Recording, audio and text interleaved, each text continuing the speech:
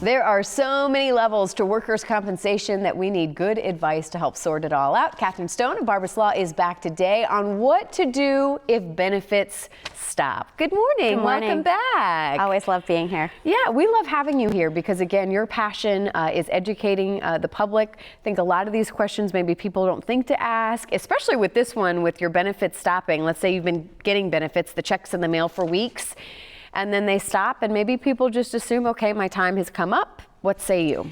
Well, it kind of follows up to something I had talked about a couple of times ago. Is there's some recent updates to the law. It used to be that your temporary indemnity benefits, your wage loss benefits, only lasted up for 104 weeks. That was the max that you could get. Okay. Between the last 6 to 9 months, 2 cases have come out, the Westfall case and the Ramirez case, which basically said those temporary benefits have now been extended.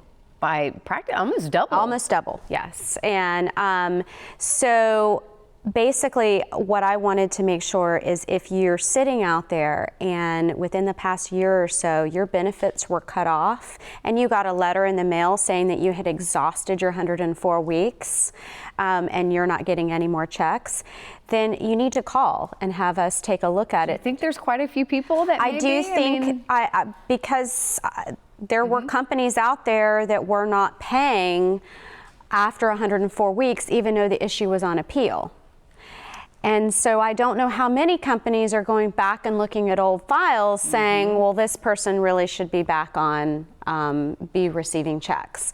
And so I don't know how many of those people are out there, which again, I'm talking to the public saying, if your check stopped, you need to know why. Is an easy way, I mean, is there someone you can just call? I mean, how quickly is it to sort through that out? You know, asking a couple of general questions, usually I can kind of figure it out. I can kind of figure out if you're still seeing a doctor, what your restrictions are you back to work, if you're not back to work.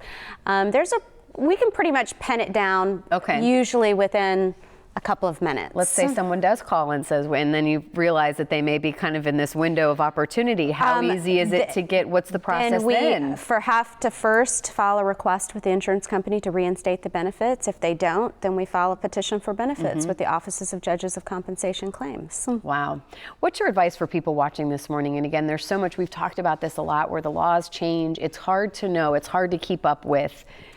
Well, if anything that feels out of the ordinary with your case, whether it be your money benefits or your medical treatment, or just questions in general, because there's so many, excuse me, different ways to navigate the system, I would say pick up the phone and call. Which you're always so, I love this about you because you really do, you know, you're so eager to talk to the public and make sure that their questions are answered, which again, I know I have a lot of questions I can't imagine for somebody actually dealing with workers' compensation. And our office does take phone calls 24 hours a day, 7 days. 24 hours a day. Awesome. Yes. Catherine, thank you so much again. We love when you're here. Thank you. And we look forward to having you back again next week.